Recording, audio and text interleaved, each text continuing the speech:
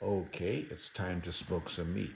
I've got 3 big beef bones with SPG, salt, pepper, garlic, Texas rub on, and then 2 with Blues Hog killer rub. And then I've got one of these new top blade steaks, which is supposed to be like brisket. And we're going to give that a try with post oak. And I'm going to cook these until they're probe tender.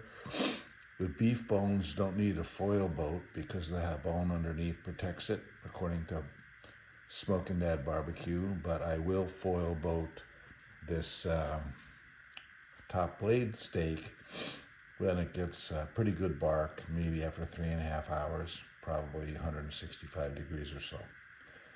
The cook is going to be at 275 to 300, double indirect with post oak. We'll see how it comes out. All right, the temperature is spot on. This has been about just 5 minutes of this stuff starting. And here's what we're looking at. So we'll see what happens in about 8 hours or so when it's super probe tender. Okay, I've got the foil boat in and we are heading for probe tender. All right, so these are cooked to like around 200 degrees. They're all soft and jiggly. Just probe tender. I'm gonna let them rest, cool off a little bit, then wrap them and hold them for a few hours. The top blade steak is still coming up to temperature, and soon will be extra probe tender, and then I'll wrap that as well. Okay, so this looks really good. There's a nice smoke ring. Hard to see, maybe there you can see it pretty good.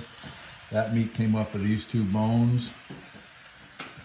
We've got this to go, but we're gonna have a little bit of sauteed spinach and mushrooms first, and then we're gonna try some of that. Okay, here we go. This looks pretty good. Actually, do you want to eat a little meat and then I can, no, okay.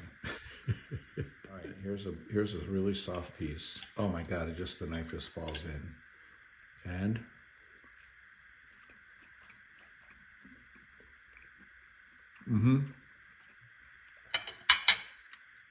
this is so tender.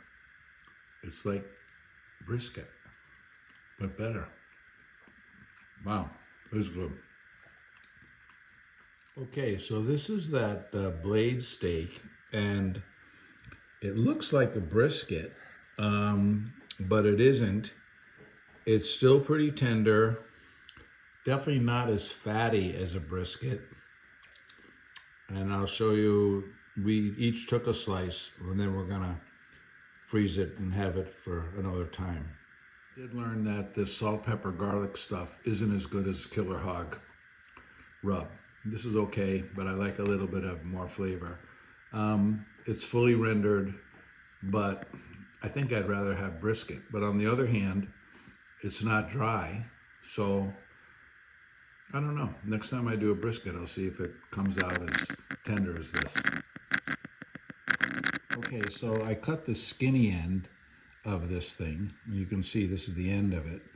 And this is really different because the point doesn't have this line of stuff through it.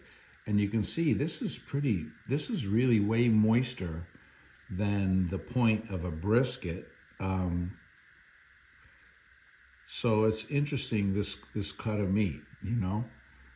In fact, this part even looks, the thinner part even looks maybe a little juicier than this thick part, which is the opposite of a brisket. So I don't think I'll be buying this again, but it's an interesting cut of meat.